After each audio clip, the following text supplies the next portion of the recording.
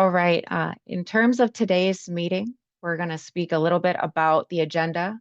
So we will start with an overview of the consolidated rental waitlist. We are truly going to highlight what is changing for the inclusionary housing program, the rental side. We will provide the steps to apply for the consolidated rental waitlist. We will show you a demo of the application so you know what it looks like. We will explain creating the waitlist as well, and provide you with next steps and important dates. The final portion of this presentation, we will go through questions and answers. At any point, if you have a question, you are able to use the chat feature. So definitely let folks know we have staff who will be answering questions. Okay. This initial part, if you want to consider some of these questions, that's great. We are interested in terms of who lives in Somerville and how long you've lived here. If you want to answer within, if you would like to answer within the chat, you are more than welcome to do that. Have you heard of inclusionary housing? And are you familiar with how these units are built? Again, feel free to answer within the chat. We will be talking about that in this presentation. Have you applied for affordable housing in the past? It's good for us to know generally. Please feel free to answer in the chat. And then if you did end up applying for affordable housing, please feel free to answer any of these questions. So what has been your experience when you applied? Did you have any issues while you were qualifying? Did you like the unit that you applied for? Did you miss any deadlines? Feel free to answer any of your experience that you've had.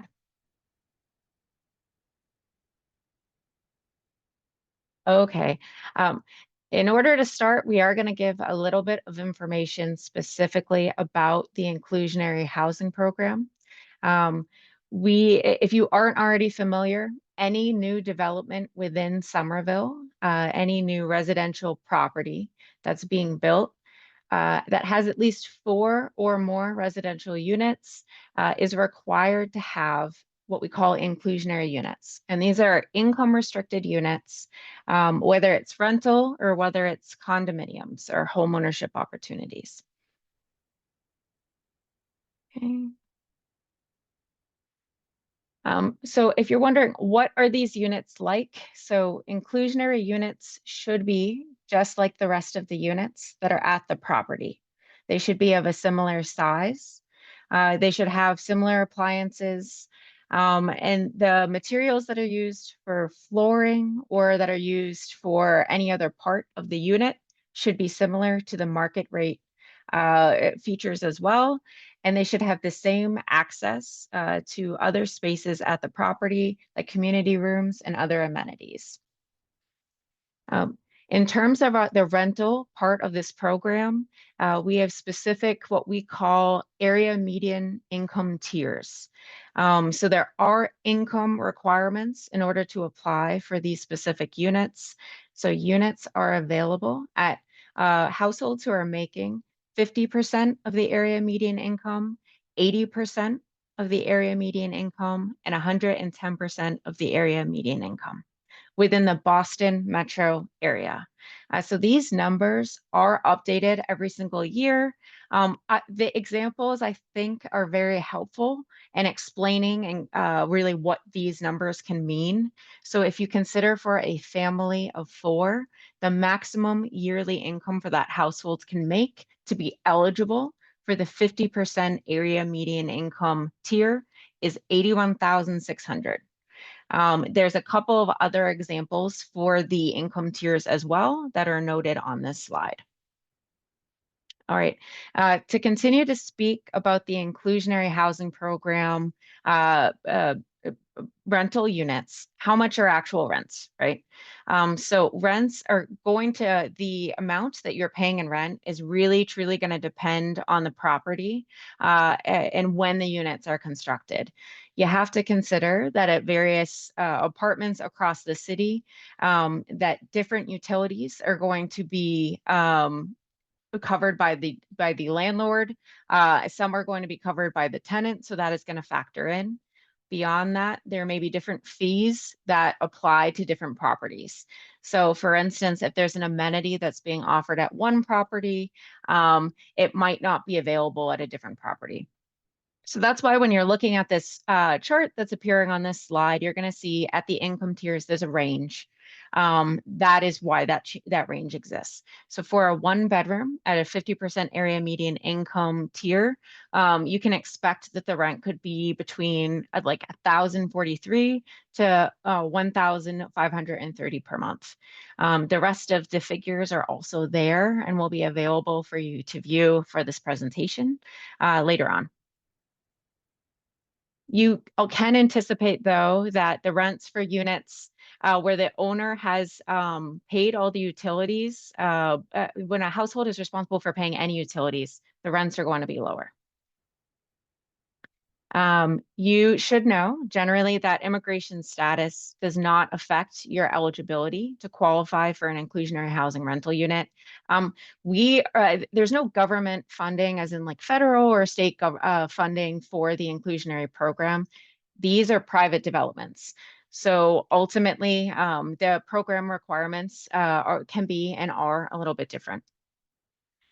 All right, so this is a really important section where we kind of talk about what is changing. So we spoke a little bit about what the inclusionary housing program for the rental side looks like, how it's actually changing and why you should apply for the consolidated rental wait list. That's what we're going over now. The most important change is this idea of one wait list. So ultimately, if you were previously applying for an inclusionary rental unit, you would have to apply individually per each development. What is changing from that is moving forward. If you are applying to this one consolidated rental wait list, you are going to be offered any rental opportunities that are available at the time. So you do not need to individually submit an application for every single property. You can apply once and be placed into a unit that makes sense for your household. Beyond that, what is helpful is if something changes in terms of your household's application, you don't lose your place on the wait list. You remain in your original position. We just update what units your household is going to be offered. Beyond that, we are going to be adding units as soon as they come online and continuously offering off of the consolidated rental wait list. So keep in mind, we are going to be offering all new inclusionary rental units. So there is expected to be at least 250 new rental units that we expect to be completed in the next 5 years and offered to households from the consolidated rental wait list. But beyond that, we have over 400 inclusionary rental units that already exist. Those units have existing wait lists. And at this point, once those wait lists have been completely exhausted, those units will now be offered off of the consolidated rental wait list. Something that might seem somewhat similar in terms of what our process is in regard to local preference. So we will be continuing to have a Somerville preference, as it's been called. Previously, the way that Somerville preference worked is that if you lived in Somerville or worked in Somerville for at least 32 hours per week, you would have Somerville preference. If neither of those circumstances applied to your household, you would not. How we are moving forward, and I think, I'm going to pause for a second. How that ended up working during a waitlist selection for a lottery or for a drawing, when we would select for an individual property, is that um, all of the folks who have Somerville preference would be at the top of the wait list or be called more quickly off of the wait list. And the folks who did not have preference would be called later on within the wait list. Consider that that is going to continue. We are moving forward with 3 preference tiers. So tier 1, and this is the folks who are going to be called earlier off of the wait list. Those would be current Somerville residents, and it will include residents who are experiencing homelessness or currently living in a Somerville shelter. Also included within tier 1 preference are any households where there is at least one child who is attending a Somerville public school or charter school. There will be a second tier. Within the second tier, if a member of your household works in Somerville for at least 20 hours per week, or any member of your household has moved out of Somerville within the last 2 years, your household would have tier 2 preference. And finally, there is a tier 3 preference that would someone would have tier 3 preference if none of the above circumstances apply to your household. So note that your household is considered to have a preference if at least one person within your household meets a requirement for that preference. A large change that's being made with the consolidated rental waitlist is in regard to priority status. Really, what priority status, the reason why this is changing is it's an acknowledgement that folks who are looking for housing or individuals who are looking for housing might have a different circumstance, might be coming from different circumstances of urgency. And that's really what's being applied here. So first, consider that households are being sorted according to their preference tier. Then households will have also reported on their application whether or not they have a priority status. Someone with a priority status will be placed higher on the wait list within their preference tier, meaning that they will be called earlier for a unit. One other really important note is that priority statuses do not add up. If you can have 1 to 6 of the priorities, and it would just mean that you have priority. If you do not, if none of these following 6 priority statuses apply to your household, you would not have priority. So in terms of what those statuses are, they're listed on this slide. So if someone within your household is experiencing homelessness, or your household is, you're experiencing domestic violence, you are currently in a unit that is unsafe because of poor condition. So perhaps the Inspectional Services Department has asked you to leave your unit due to that condition. If you require an accessible unit, with any type of feature that you do not have, you would have priority. If your household has a mobile voucher, you would have priority. And if you are at risk of losing your housing, meaning your household has received an eviction notice. All right, at this point, we're going to start talking through what some of the steps of applying for the consolidated rental waitlist are. So the absolute first step is signing up for the new waitlist to be notified when the application is open. So some of the graphics on the right might look familiar. They're taken from the inclusionary website. So that's www.somervillema.gov/inclusionary. Either you would select the green button to sign up for affordable housing alerts. You can also use this QR code. This presentation will be made available for you to be able to do that later on. Once the application is available, we will notify everyone who signs up by email. Note that if you were previously on a listserv with us prior to February, you will not be notified. We are only notifying folks who have signed up to the updated listserv. The second step is really gathering information that you're going to need to be able to fill out the application. So there are some key details for you to keep in mind. The first thing that you're going to want to make sure that you know is who is a part of your household. So make sure you know exactly who you're planning on living with, and you will need to know some more detailed information about them. For instance, their financial information, as well as their date of birth, and there's some other questions that will be asked. So you should have a good idea of what your household's total income and assets are, and then per household member. So when we're asking about annual income, so keep in mind we said the word annual, so for the full year, it's all money that is made by adults within your household in that annual year. We do have some definitions within the application that you'll be able to see.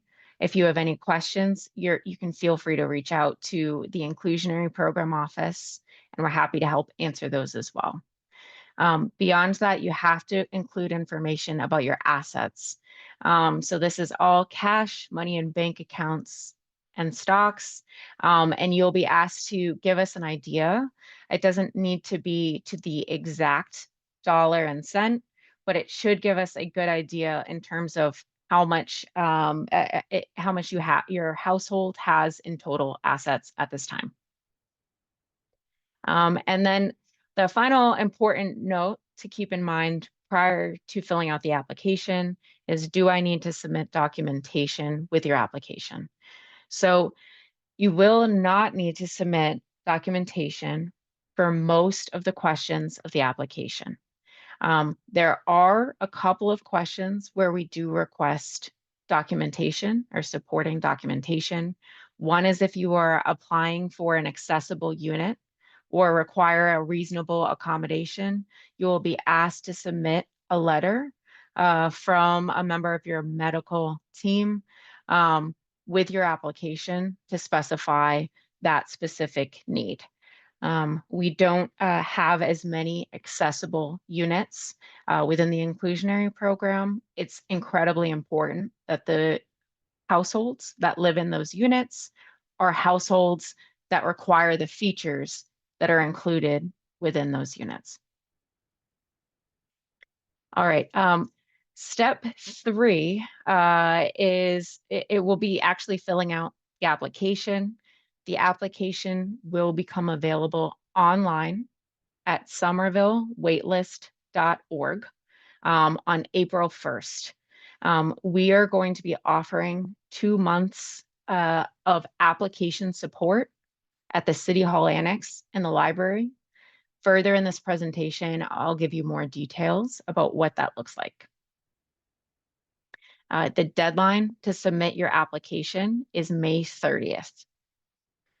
And then note that the application will always be available in English, Spanish, Portuguese, Nepali, and Chinese. We can also help with live interpretation and translation of important documents in any language, as long as you request it. All right, we are going to move forward to the demo at this point. Hold on one second. Okay, at this point, you should see on my screen, and I'm hoping that Caitlin, I can see your face so you can confirm that you see a login page. Perfect, thank you. I did let you know that applications will be available online. This is what you will see when you end up logging in. I'm going to be logging into a demo because applications are not yet available.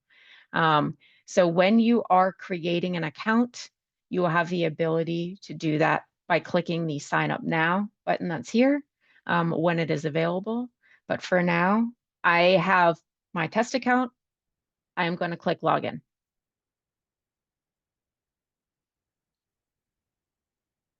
Okay.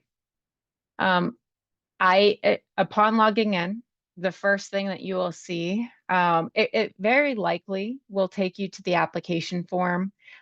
Within this example on the demo, I have already completed it, so it is taking me to the home page. You'll see on the left, there are tabs, starting with this home tab, and that's what we're on right now. When you're looking at the home page, you're going to see several things that are important. There is a unique code for your household. You'll see the members of your household included. Note that, again, I have already completed an application that you will see, and that is why there are household members that are included.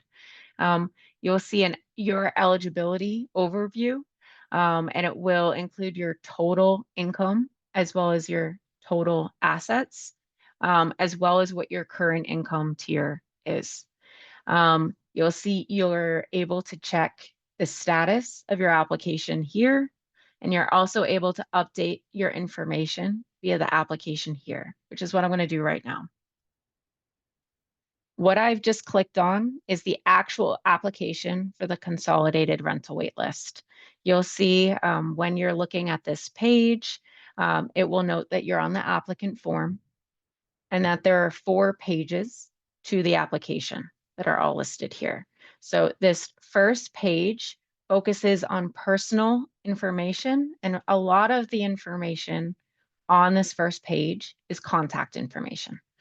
So it will ask you to put your first name, as well as your last name and your date of birth. So these are 3 of the key data points that are required. Please note that not every field that we request is anything with the red asterisk is. The next section asks for your residential address. We do have a selection or an option. If your household is experiencing homelessness, you would be able to select this option, and you would only be required to enter a mailing address. We do need an address in terms of reaching you as an applicant. In terms of the residential address, I am going to enter in the address for our office, which is 50 Evergreen Ave within Somerville in Massachusetts, and it's 02145. You have the ability to select this box if the mailing address is the same as your primary address.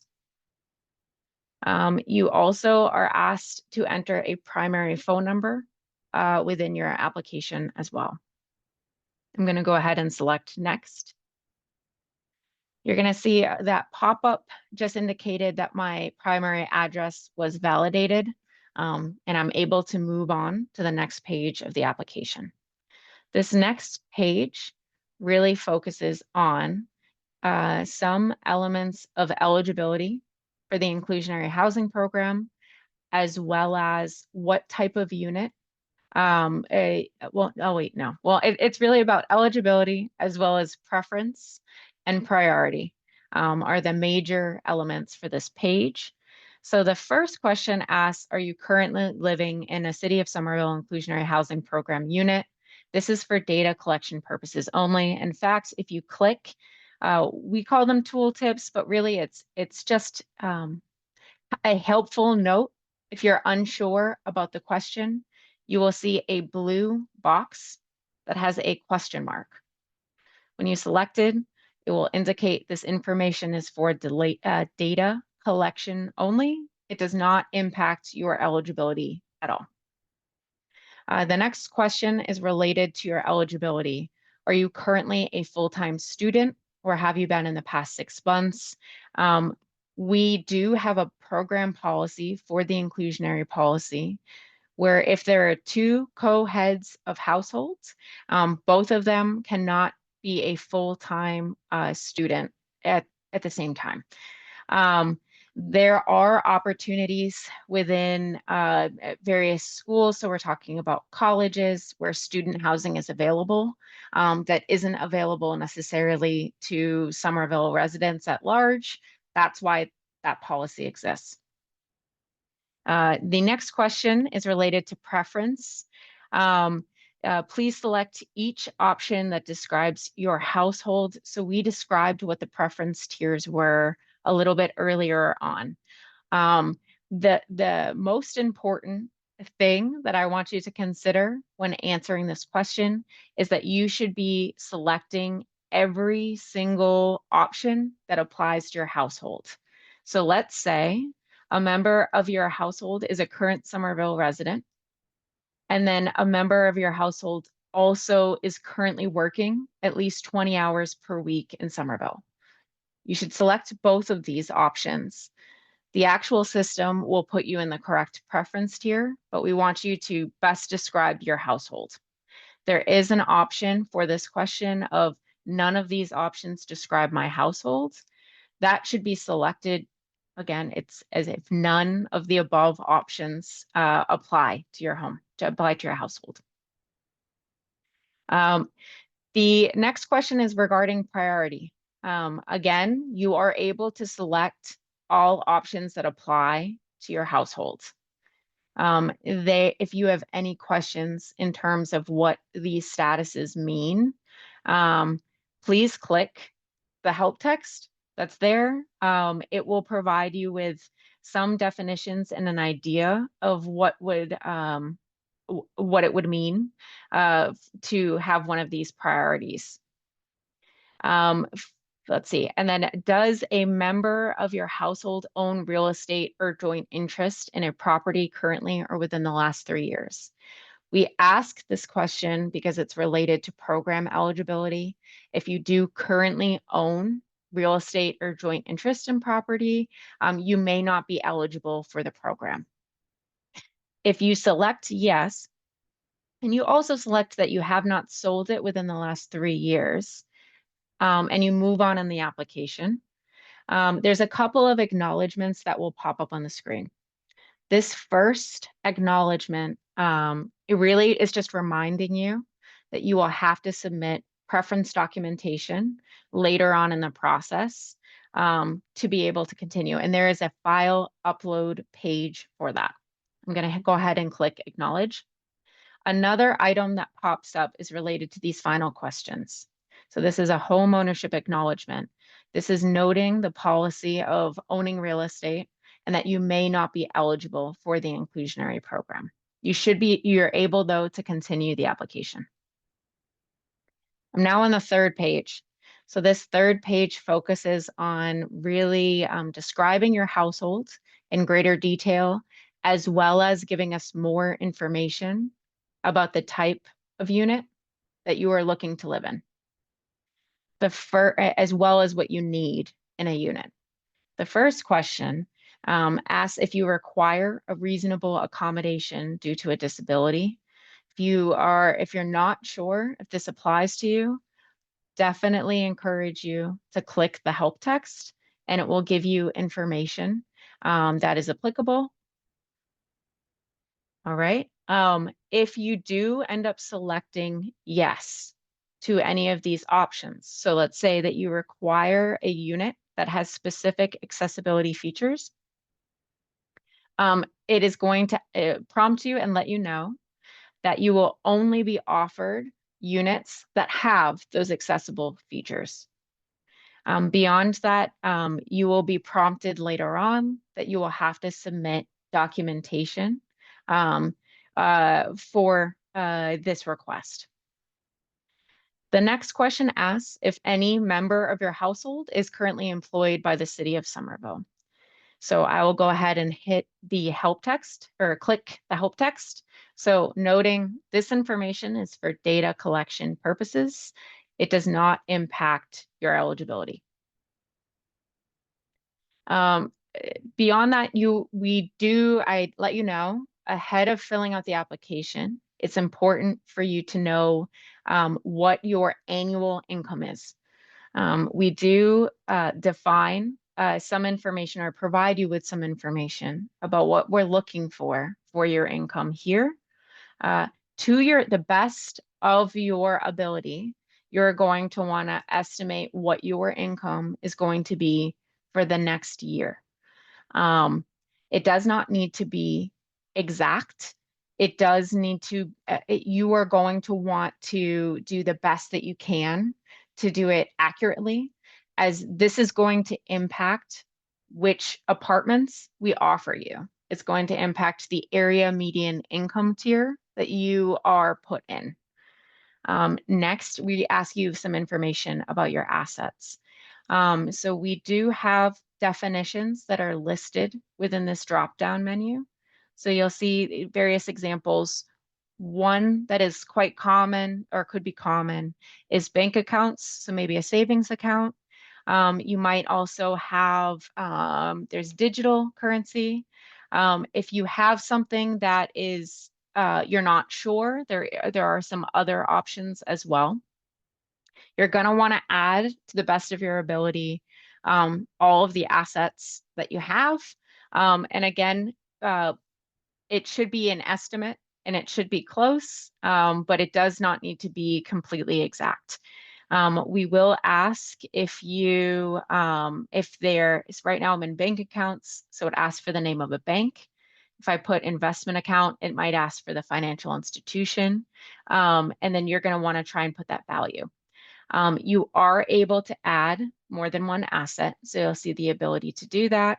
You can also remove assets, which I'll do right now from just selecting the minus symbol.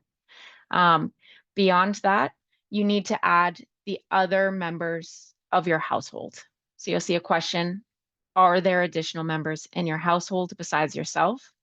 If you select yes, you will see a new section that is included. You are going to have to include the person's first and last name, their date of birth, very roughly, or very what their relationship is to you. We don't need something very specific on this. We're really just trying to identify, is this a co-head of households? Is this a dependent? Or maybe it's a roommate. If it is a roommate, you have the option to select other. If you're not sure necessarily what to put, I might suggest that you select other. We do ask if this person is a full-time student. Again, that is related to program eligibility. This question is also related to preference. Does a child in your household attend Somerville Public School or a charter school? And then we ask for the household members' total income. If they're an adult, that's what you should be putting. And if they have any assets. I might suggest, if you're completing this application, that you complete it as a group, and you do it if you have any questions in terms of what their assets look like or what their income looks like. You'll note that when you add their income, as well as any assets that they might have for the purpose of this example, I'm going to add one. So I have added a bank account. I'm going to say that it is a Santander checking, and I'm going to indicate that there is $500 in the account. When I do that, you'll note that the totaled amounts at the bottom of the application are updated for you. So the total household income before tax per year is updated here, as well as the total household assets are updated here. This next question might appear redundant or seem like you already answered. It is important and it is separate. Are your total households unrestricted assets over the $100,000 asset limit? So the inclusionary housing program has an asset limit. When you click this help box, it's going to give you some examples of what unrestricted assets are to help you answer that question. So please answer yes or no, it is required. We also give the ability to add if you believe if you expect that there will be any changes in your income for the next year. It's very important that you fill that out. If you are anticipating any type of change, really, we want to make sure from the information that's included within your application that you are being offered units that make sense for your household. So getting the best idea of your total assets and income is really important. You are able to add something like anticipated overtime pay, extra $100 a week. You could also add if you are expecting a bonus or if you're doing contract work and you know that the contract will end at a specific date, it might be important to include a detail like that. The final question asks what types of unit you are applying for. When we're talking about a unit type, we are typically defining that as the number of bedrooms in a unit. So you'll see that that's how these are titled. A studio unit is essentially an apartment that does not have a designated bedroom, as in there's not a door that closes off the bedroom. It does not have a means of egress. A one bedroom unit would be an apartment that has one dedicated bedroom that is separate to the common living space. A two-bedroom unit would be two bedrooms that are separate from the common living space. And that's explained there. You are only going to be able to select options of bedrooms up into let me see, the number of household members that you have. So I have indicated that I have two household members and I am able to select up to a two-bedroom. There's more information that gives you that is explained within this help text that it provides guidance in terms of what our policies are around maximum and minimum occupancy requirements. I will note that if you require an additional bedroom due to a reasonable accommodation, that additional bedroom option will be added to you. All right, I'm going to go ahead and click the next page. So the final page on the application, you have to essentially certify that the information that you've provided is accurate to the best of your knowledge. Beyond that, if you've received any additional support from, let's say you have a housing advocate, case manager, or maybe it's not the head household, but you have somebody in your family who is helping you fill out the application, there is an option for you to select. I am not a member of the household, but I certify that I received permission to submit this application on the household's behalf. If you select this option, you will have the ability to add the email of whoever that person is. That person will also be copied on communication relevant to your household in terms of the application. All right. Finally, to submit, this button that I am putting the cursor over or the mouse over, it says update my information. If you are submitting the application for the first time, it will say submit. So I went ahead and selected update my information. You'll see a success message pops up. I'm going to hit OK. I'm going to click OK. Right now, at this point, I am prompted to upload any necessary files for my application. So that could include preference status documents or reasonable accommodation documents as well. So you'll see that you have the ability to do that. If you have any questions about what file types we accept, those are, we do specify those on the application as well. All right. The final section of this overall application portal that I'm going to show you is the profile. So if I am in my cursor, my mouse is in the middle of the page. I'm going to navigate over to the top right where it says John Household. That is the name of the of this test demo example household. I'm going to select profile. Within this profile, you are able to add, you will be prompted, and you'll have to add information that gives us more information about your household. So this includes if there's a specific language that we should communicate with you, as well as if your household includes a veteran, if you would like additional support as a veteran. We ask about how you heard about the inclusionary housing program, if you have a car. And then we also just ask generally if you want to share information about your household's ethnicity or race, you're able to do that. Again, all questions that are mandatory or required are marked with this like red asterisk or this little symbol that is next to them. All right, so that is essentially the application portal. I'm going to go right back now to the presentation and give you a little bit more information. Okay.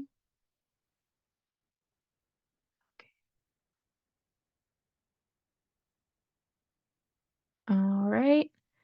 So that was the demo. Uh, let's say you've completed your application. Once we've received all applications, we are going to do the randomized waitlist selection. So this is the creation of the actual waitlist.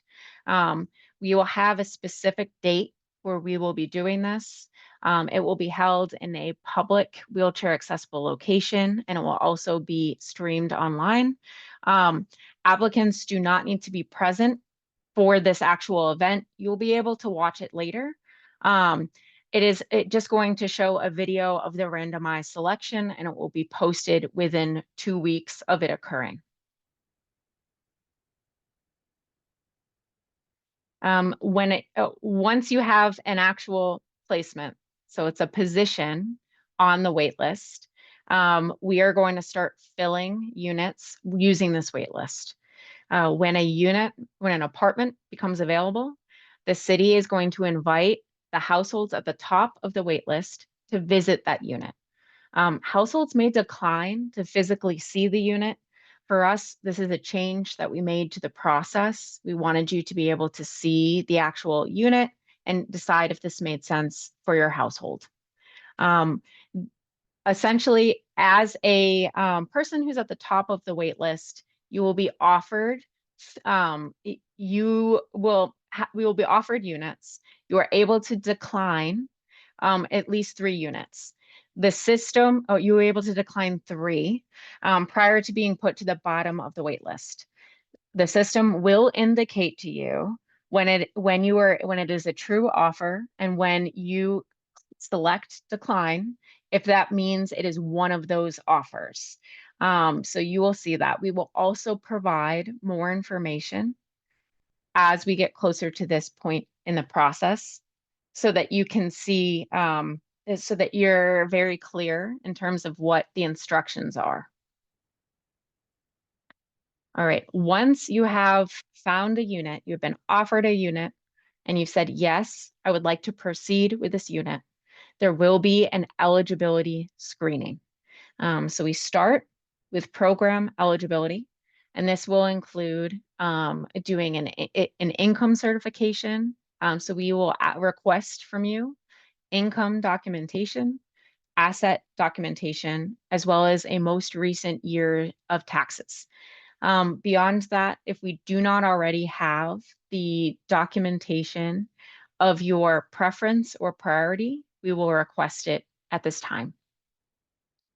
The additional screening will be conducted by the property manager, and this could include a credit check. For some property managers, it might be in place of that, a rental history. They might ask for a landlord reference, or like seeing a history that you've paid rent payments on time.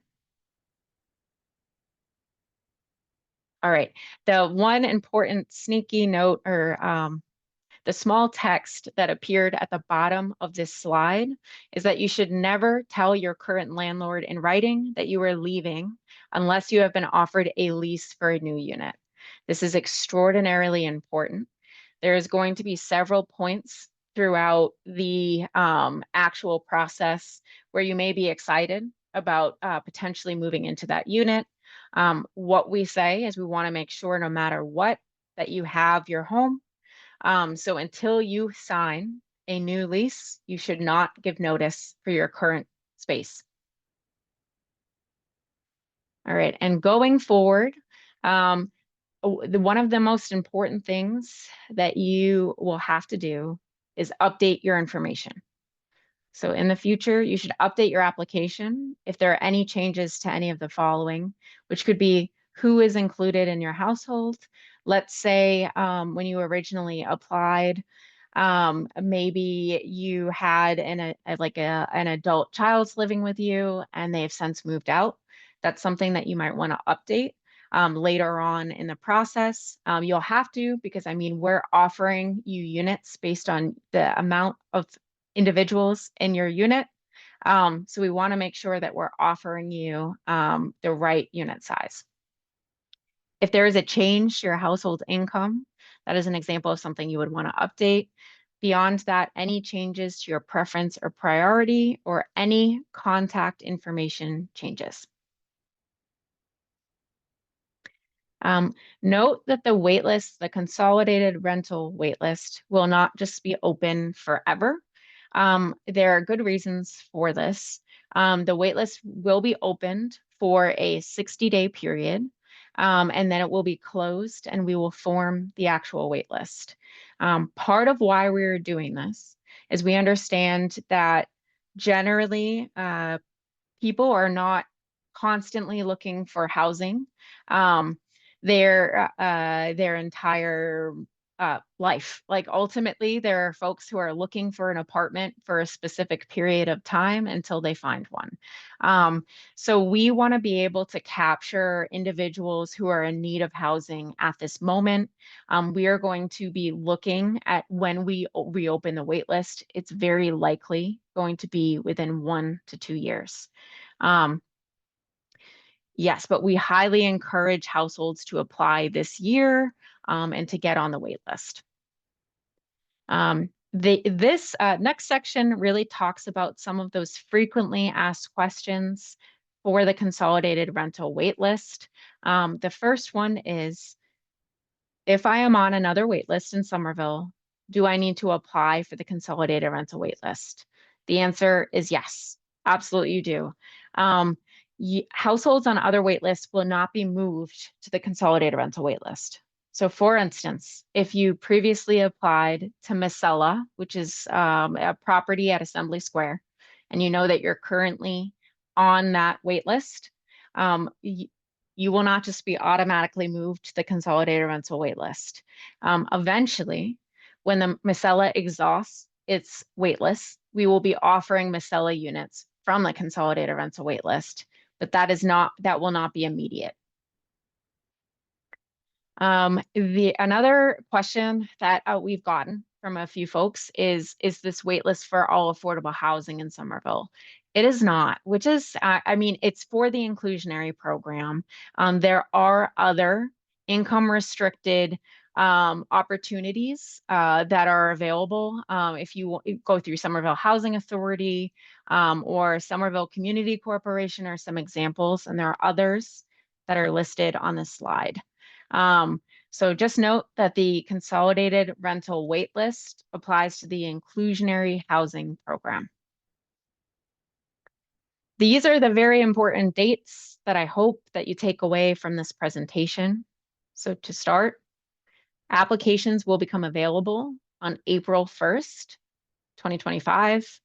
The application deadline is May 30th, 2025, and the waitlist selection will occur on June 9th, 2025.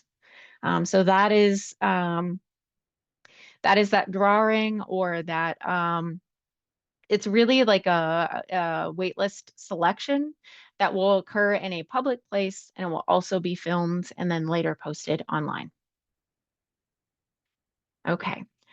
This is another very important piece for this presentation. We are going to be offering the inclusionary housing program staff application support between April and May. We are offering drop-in hours at the Somerville Public Libraries during these dates and times, which this will become widely available to you, so you'll be able to see it later. Um, uh, you do not need to make an appointment. It's going to be great for any folks who don't have ready access to a computer, and we can help answer any questions you have specific to your application. Beyond that, we are going to offer appointments at the Somerville City Hall Annex on those off weeks from these sessions. You are going to be able to make an appointment with this link. And again, this presentation will be made available, so you'll be able to click and select all times that are available to you, and we will schedule you an appointment with a staff person who will sit down with you to be able to complete your application. And finally, we are available every Thursday night via Zoom for virtual inclusionary office hours between 5:30 to 7:30 p.m. on Thursday nights. So that's a third option if you are looking for application support. All right. I have spoken quite a bit. And at this point, we have the questions and answers part of the presentation, as well as our contact information is listed on this slide. I have seen the chats come through, so I know that Caitlin and Shannon have been answering questions as we go as well. I'm going to go ahead and, you know what? I'm going to turn this to Shannon. And I'm going to let her let me know what the questions are, and I'm happy to answer those. Yeah, okay. So during there were a few questions that came up that we just want to read out to everyone because I think that they would benefit everyone.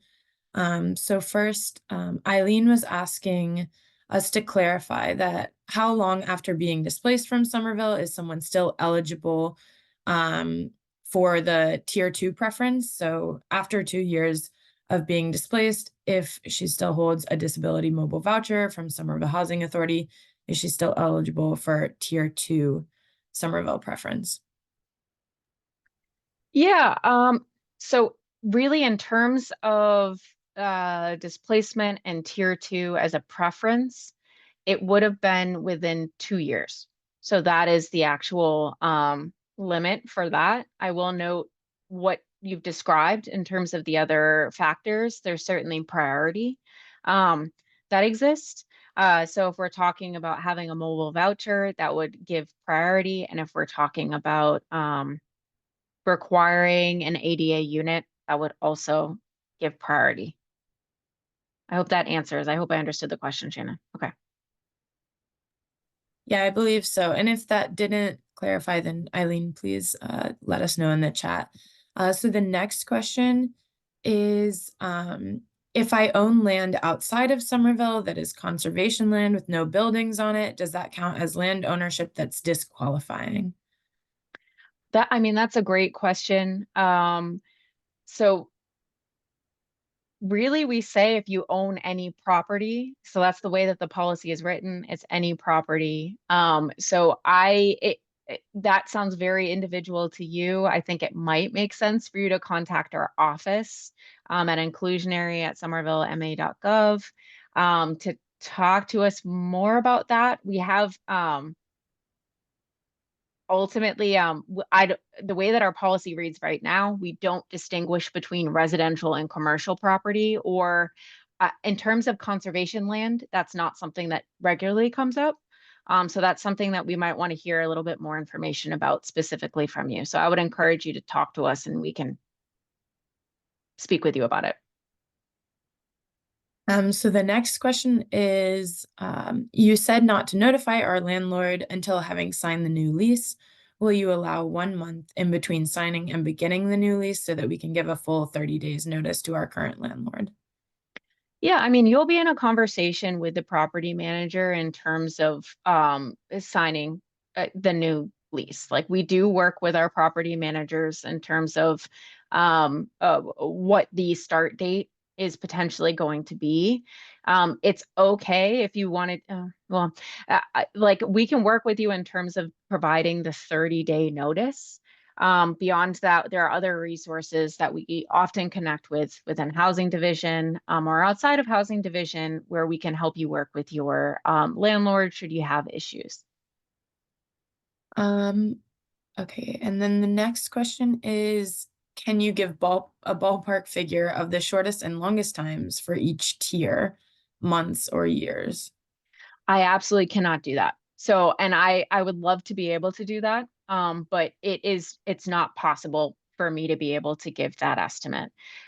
This is what I'll say is we are not starting the consolidated rental waitlist with 300 vacant units that we're just offering to right out the gate, households from the waitlist. We are actually like this is as units are coming online and as they're being fully constructed. So really, we don't know. That's one component of it is that we're starting with just offering new construction and we cannot predict when new construction is going to be complete. So that's piece one. Piece two is I don't, you have to keep in mind that every tier is not going to have a perfect balance of folks who of area median income tiers, of folks who are desiring the same unit type. Like the reality is we might go through tiers faster for a specific unit type.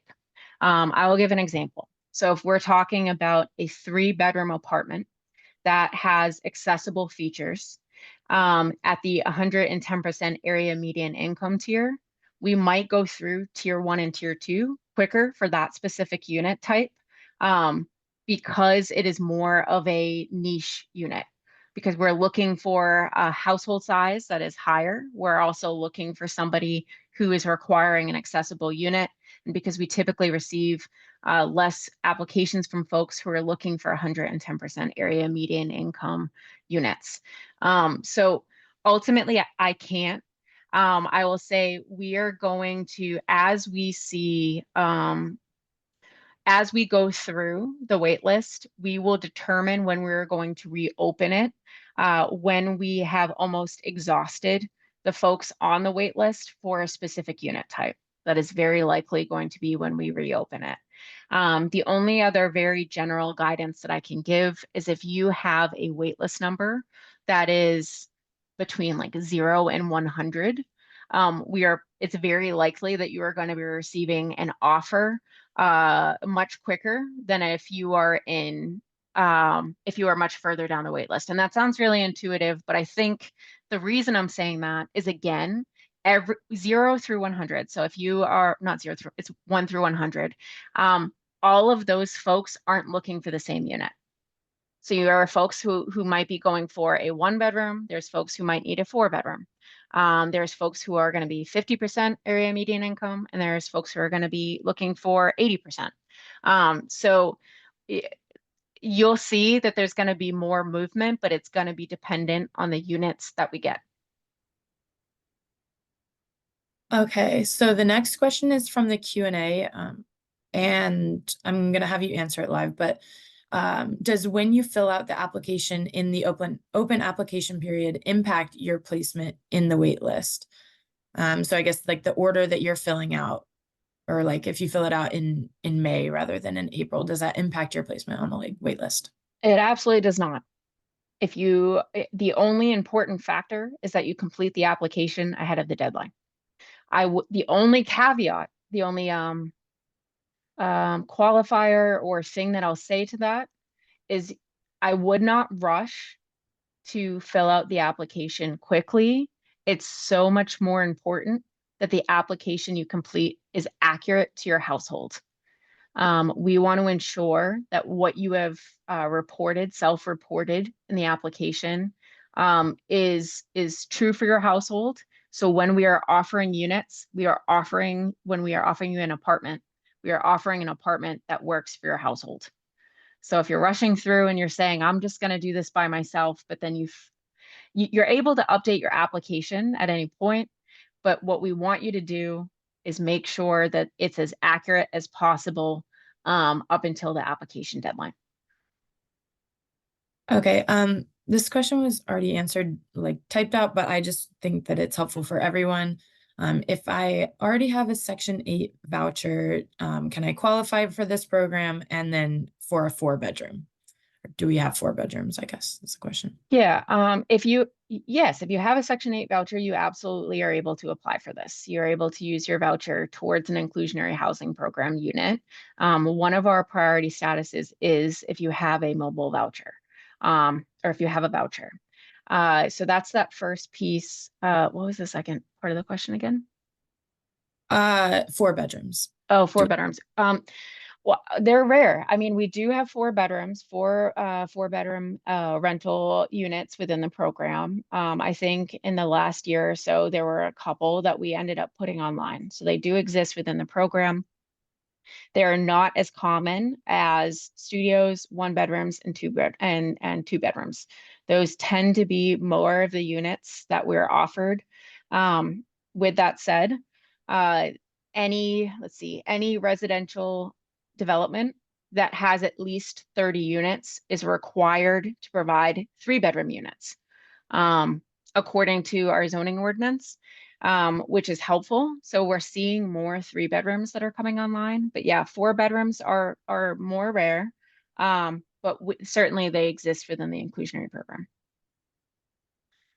So the next question is, does denying or accepting units from any other waitlist affect our place on this waitlist? For instance, individual property waitlist that we've previously applied to, or separate waitlist. Great question. It has no impact. Is completely separate. The next question is, if you're offered a unit and decline it due to any reason that you don't like the area, will you be removed from the list or keep your place on the list? So I'm glad that this is a question. It's a great question. I'm going to give a little more information about how you're offered a unit. Essentially, when your waitlist number is at a certain point, you'll be offered units. The first step to this, you'll see it, and there's a unit selection or unit viewing section within that applicant portal where I showed you the application. um, you'll be able to see like a housing listing. So it's going to be like you might be familiar with Zillow or you might be familiar with other online platforms. It will show you a listing for the apartment. It will let you know where it is on a map. It will give you information about the rent. It will give you information about the policies. And it will tell you just more general information about the unit. The first step that you will do is looking at that listing and saying, does this unit work for me? If you decide the unit does not work for you, that is not a decline. That's why we have that as the very first step. So you can look, I know there are families who are looking specifically to keep their children in a specific school, for instance. So if you're looking on a map and you're saying this is not going to be within for this school, I want to stay in the West Somerville neighborhood school, and I can tell that this isn't within that area.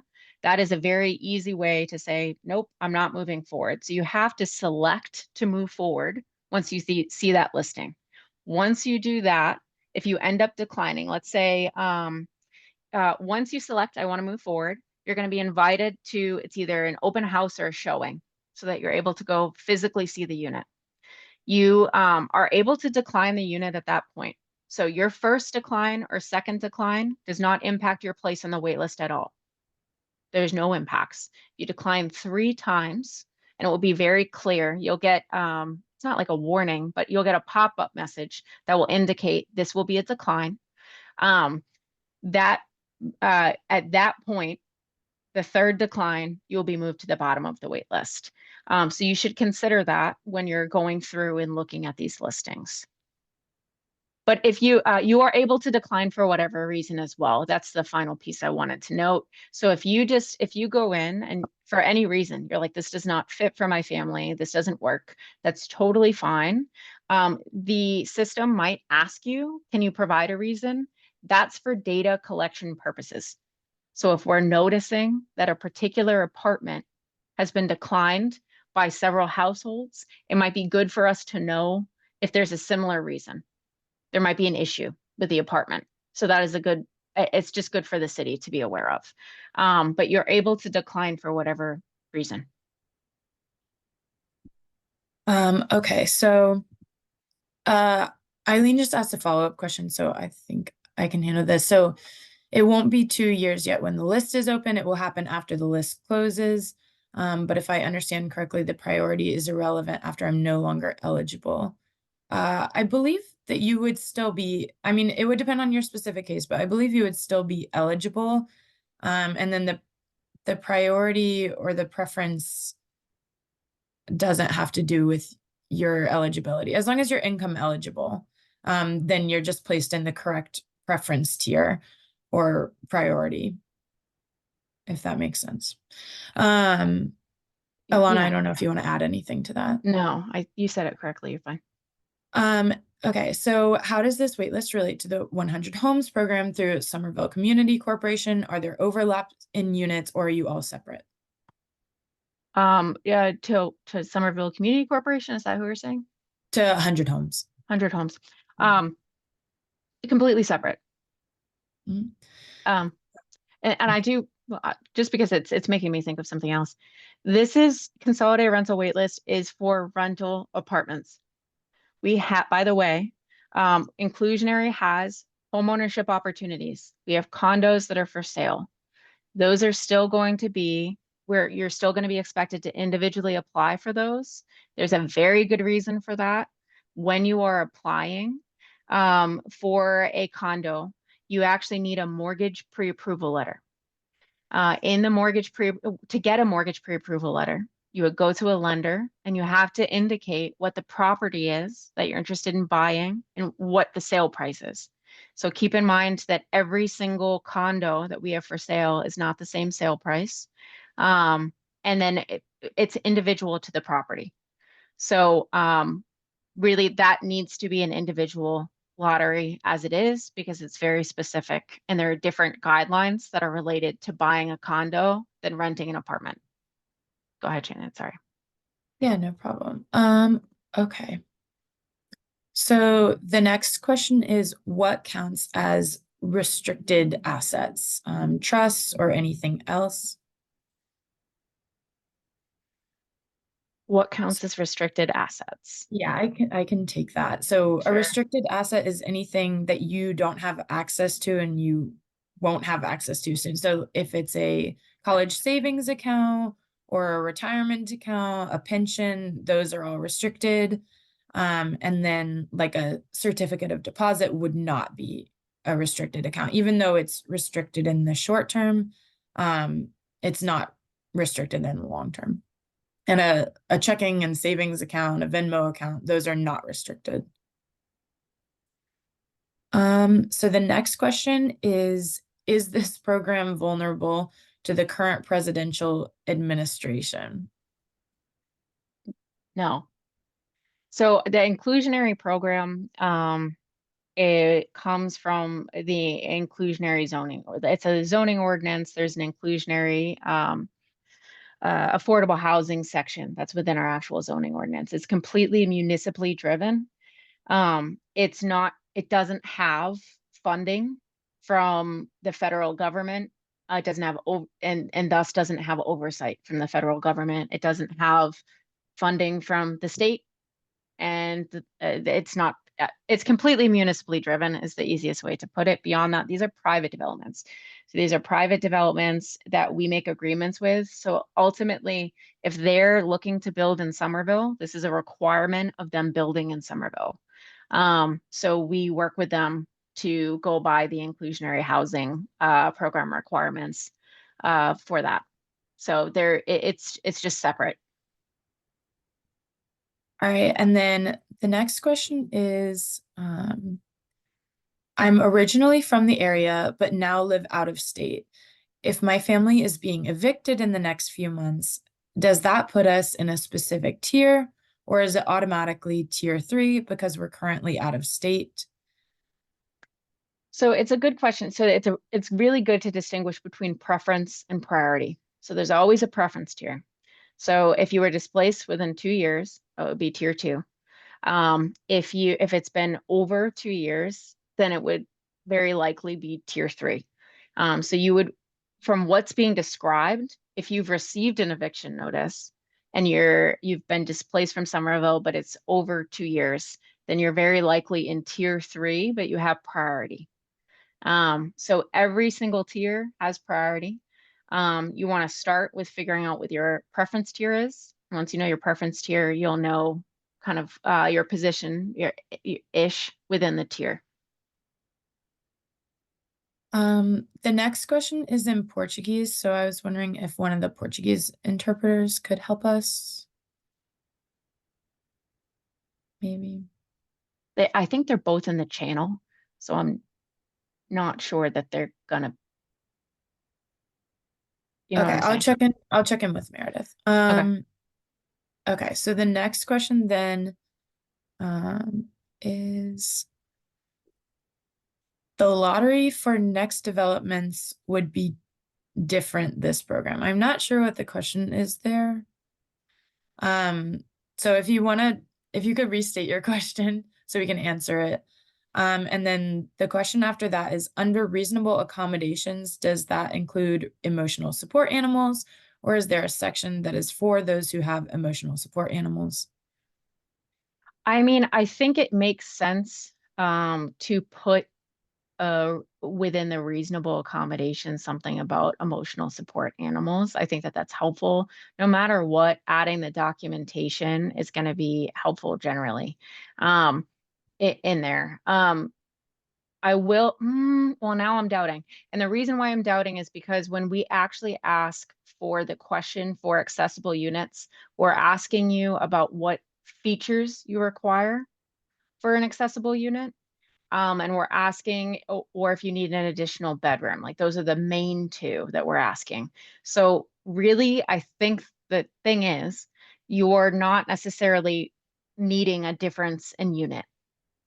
You can have an ESA and you can be in an otherwise not necessarily accessible unit.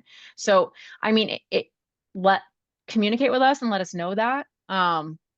But ultimately, and we'll help you navigate the process. But I don't know that I would, at this point, it doesn't make sense to fill out that part of the application in that way because you're not necessarily requiring a unit with specific features. Okay. Um, let's see. A follow-up on the previous question about eviction and priority or preference status. The eviction asked about is in Los Angeles and is now in effect. We were not evicted from a unit in Somerville. Does that matter? No, that part does not matter. I mean, you could still have priority status because there's still instability for your housing. So, I mean, you're still able to have that priority status. You just, if it's not in Somerville, it impacts preference. Okay, so the Portuguese question asked earlier is, would a single adult with a fixed income have any difficulty being chosen?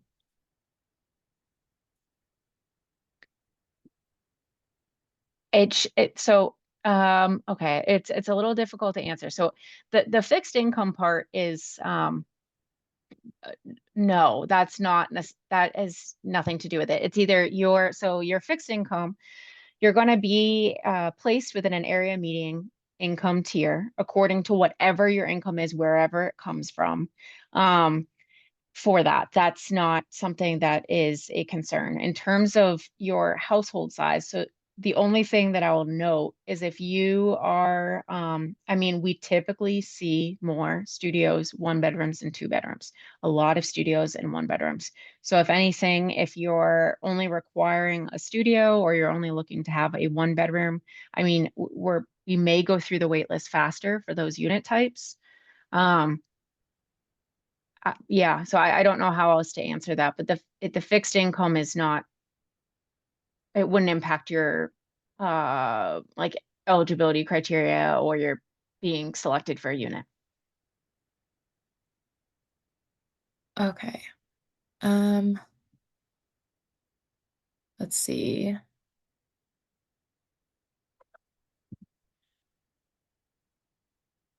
Sorry, I scrolled all the way down. Okay. Can I buy a condo with my voucher? So I can answer this really quick.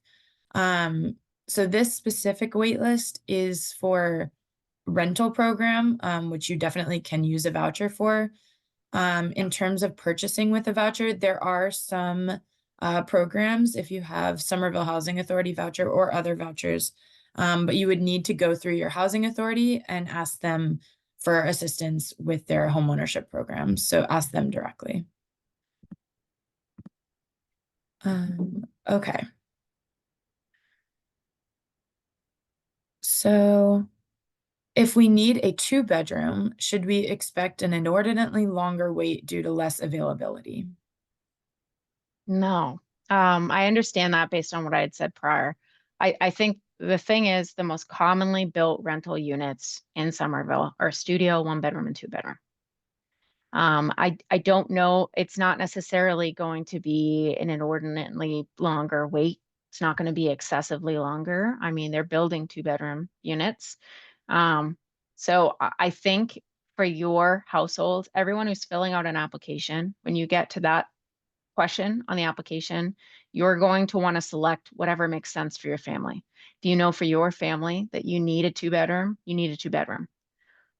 If you are a couple and you're like, well, will be fine with a one bedroom, then I would suggest that you go for whatever works for your household. Like you should be filling out the application according to what you know you need. Those are the three most common unit types. It's not to say that we don't have larger unit types. We certainly do. Um, I think that I just am referencing the fact that if somebody is looking for a studio or a one bedroom, typically there's lots of studios and one bedrooms. There's also lots of two bedrooms. Okay. When and where can the recording of this webinar be found? Yeah, so we are going to be posting this to the inclusionary website.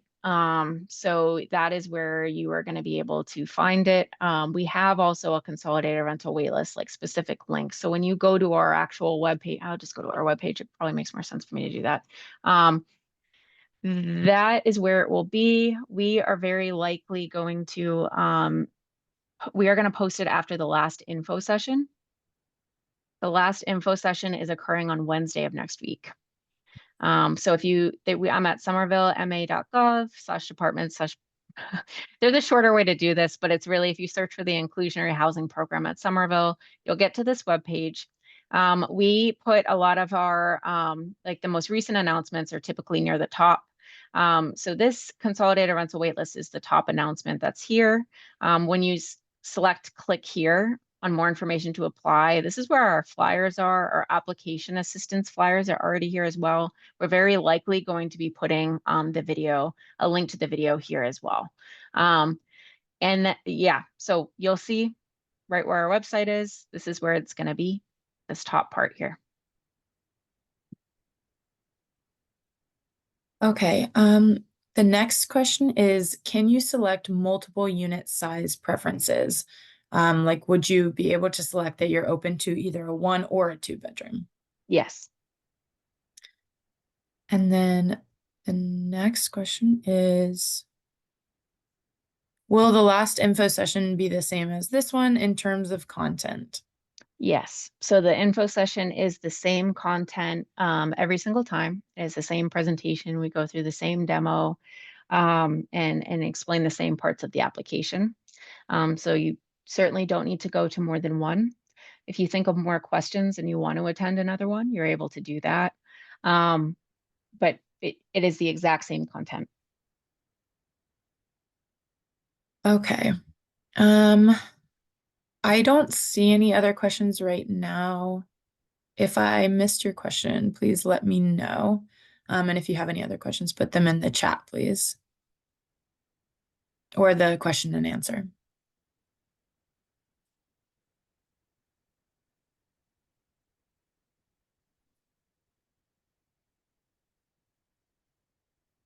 Perfect. We might give it another minute or so to answer any of the last questions, but I just want to thank you all for attending.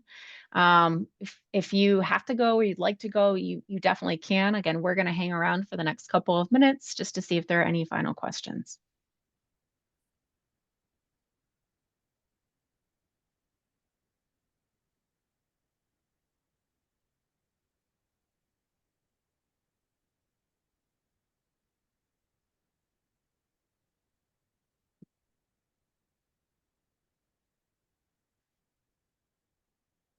You can also put questions in any language in the chat other than English, and we'll have them interpreted or translated for us.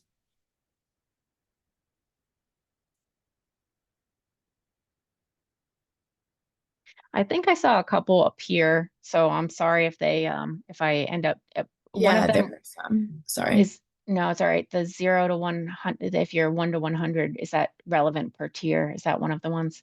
Mhm. So no. So you're gonna want to look at what your actual overall waitlist number is. And those are like zero, oh not zero, I need to do 1 to 100 for the overall waitlist are going to be the first folks who are offered um, a unit.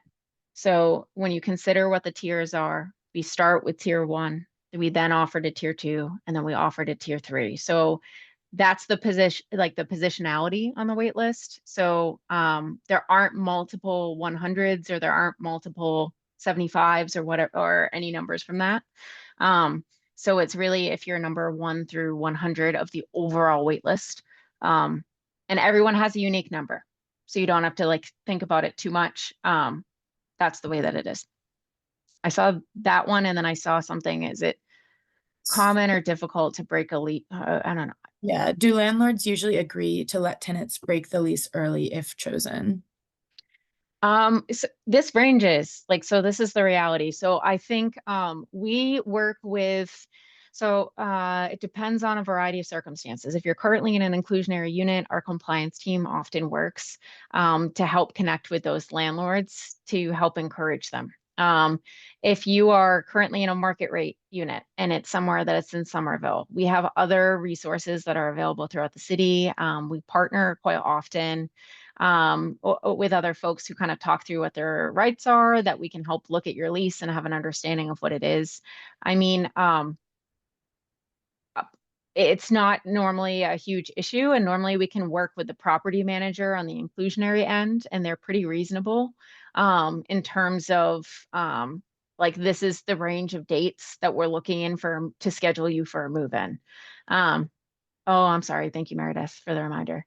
I'll just repeat and try and do that a little slower. There, it's dependent on several factors. One of them being, is this an inclusionary unit or is this market rate? If it's within Somerville, we partner with the Office of Housing Stability quite often. We have other folks in Housing Division who also um, who also help connect with landlords. Um, so it's just important to be communicative, especially with the new property manager, and let them know for a date that makes sense. And they'll try to schedule you and make the lease date make sense altogether. Go ahead, Shannon. It seemed like you might want to add. Oh, no, sorry. Oh, okay. Um, there is a follow-up on the 1 to 100 question, which is, so could you be in tier 3 and be in 1 to 100, or is that unlikely to happen? You will not. So it is a guarantee. I'll tell you that now. If you are in tier three, you will not have a waitlist number that's 1 to 100. Everybody, because the tiers are stacked the way that they are, so we will be offering to tier one units first. When we've exhausted all of the tier one households that meet the criteria for a unit, we will then go to tier two. When we've exhausted all the households in tier two for the criteria for a specific unit, we'll go to tier three. Your overall waitlist number will be there, but I'll say for tier three, you won't be in the top 100. The next question is, are there any extra protections from eviction that we would have once moving into one of your inclusionary units? Or is it the same as any other resident in Somerville? Well, really, like in terms of, I mean, you have more team members who are directly working with you from the city. So that's the way that I'll put it. I think we also, so we make agreements with the property managers who have inclusionary units. And one of them, one of those types of agreements, it doesn't matter the name, but it's a memorandum of understanding where we go through all of those types of items. And we review their lease, we review a ton of documents that are related to this. So I will say generally for inclusionary units, we're more closely working with the property manager. So it's less likely that something like that will happen because we've gone through that there needs to be appropriate like course of action um, in terms of that. So that's the easiest way I think to answer it is that we have to collaborate more. Um, yeah, Okay. If I select a preference for studio and one bedroom, would that affect how fast I am chosen off the wait list, as opposed to if I just select a studio? no. Honestly, like I might encourage folks if you want, and I don't want to even call, the more that you select, the more potential you are to be offered. So if you want to select more, you're able to do that. I can't say that there's going to be more studios immediately offered or more one bedrooms offered. So there's probably a bigger difference between, so let's say you just selected studio, is that better than just selecting one bedroom? No. But if you select more than one option, I mean, there's going to be more options that are available to you. So there's the difference. So if you end up, the more flexible you can be in the types of units, it's probably better for you. But ultimately there isn't going to be like, unless there's not going to be a huge difference otherwise. The next question is, my daughter lives with me, but is looking for her own place. She's in college and works full time or works part time. Can she apply for a one bedroom? Yeah. Wh- From what, oh, she works, she's in college. So is she a full-time student? Yeah, Stephanie, can you clarify if she's a full-time student or not? And then we'd be able to answer that question. Mhm. Okay, the next question, this was translated from Portuguese, but is income a criterion for choosing the most competitive unit? Is income a criterion for choosing the most competitive unit? Um, what do you, I think we in need a terms of availability? I think we need a clarification on this question, please. Um, okay. So the next question is I if think someone, oh, sorry. I was just gonna say, I think she clarified it was part-time. If she's a part-time student, yes, she's a part-time student who works full-time. She's able to apply as a household of one. Okay, so next is sorry. If someone had trouble paying rent on time and might be getting evicted, but now has a stable job in Somerville, would they still qualify for the inclusionary program? Yes, you can definitely, you should still apply. Um, should definitely apply if you're, um, every single property that we work with has, like varying standards in terms of what the credit score is or what they require in terms of like a tenant history. So always apply. You should definitely apply. And then if you are looking, so this is part of why it's really important to look at like if there's credit standards that you're not sure that you're able to meet for a specific property, then maybe you don't move forward with that specific unit and you'll see it in a property listing. But work on those factors. There's other ways that we try to work with property managers in terms of what they accept for credit scores and what they accept for like tenant history. So always the answer is always apply. Um, The next question is, are there units available for a 5-person household? yes. So in terms of what those are going to look like, I mean,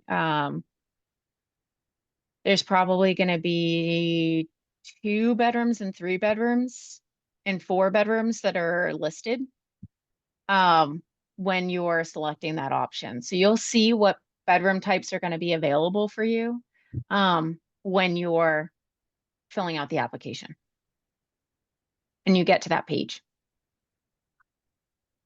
Okay. So the next, oh, just to clarify, so the person who asked, is income a criterion for choosing the most competitive unit? Could you please add more details to your question just so that we know what to answer? And you can put them in the chat. The next question is, what other document could replace the leasing if it has not one? So I think this is asking about preference documents, and what Oh, can be used as a preference document. so if it's living in Somerville, a lease might be a preference document, a utility bill to that address or a Somerville address could be a preference document. If you have like a voting registration is something that we've accepted for a preference document. And then what's the other one? What have we done? Have we done bank? I'm pretty sure if bank with a Somerville address as well. A bank statement, yeah. Mhm. Okay.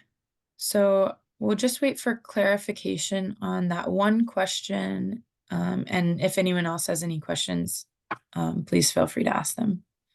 And again, you can ask them in your language in the chat, or the Q&A, and we'll get them translated.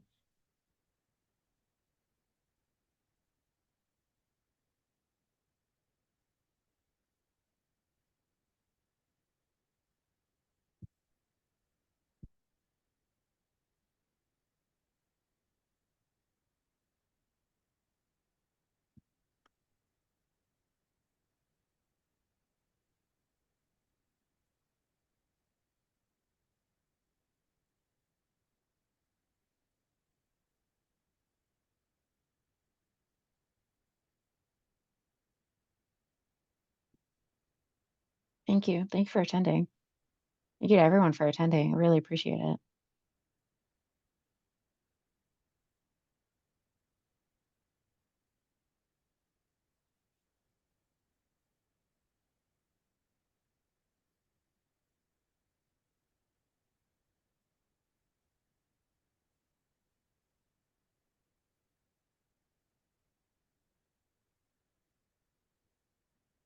Okay, I don't know if this person is going to clarify, but I think I might know what the question is asking. Okay. Oh, sorry, they did clarify.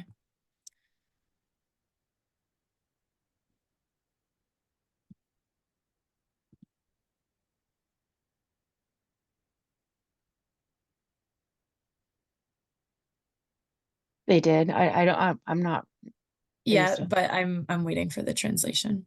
Oh, okay. I think I know what it means too now that I'm thinking about it, but I don't wait.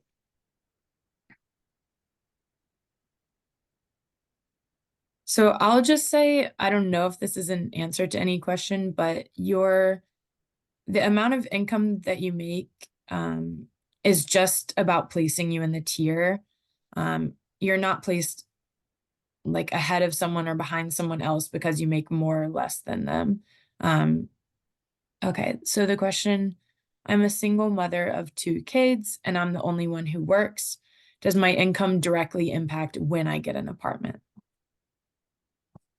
It does not. I think Shannon was actually just kind of saying this, and I think it's a really important point. We need to understand your income to appropriately place you. When we get these apartments, so we work with property managers, We identify what the inclusionary units are going to be, and then we assign them with an area median income tier. So the tiers are the units are pre-assigned with whatever they are going to be for the area median income tier.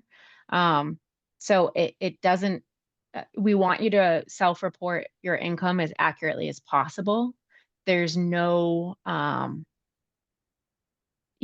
that's the way that you should do it so that we appropriately place you.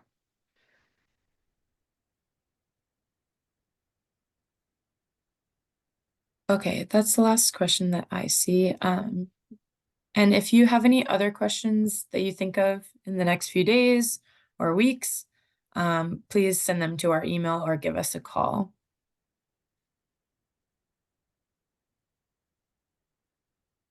Awesome. I'm gonna stop sharing, hopefully, or hold on, maybe I will. Um, thank you so much for attending.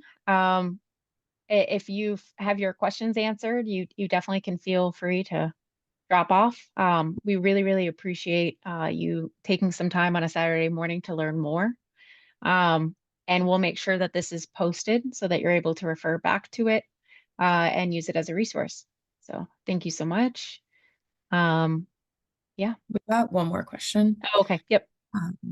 So we're probably going to need some clarification on this too, Arlene, but working from home, will it allow me to sign up even though the company is located in Canton? Oh, she's um when we're fair. So is this about what preference tier? I think so. So for in terms of how we're assessing the work in Somerville for at least 20 hours per week for preference tier, we would be looking at the address of where your company is. So that's how we end up verifying that. Um, so if you are currently in Somerville or you're currently living in Somerville, that is tier one, and that is what you should indicate for us. Um, yeah,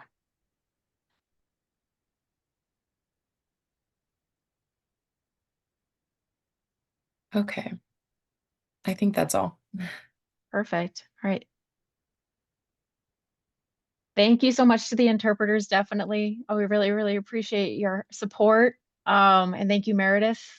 Um, I think we're going to go ahead and end the meeting unless there's anything else left.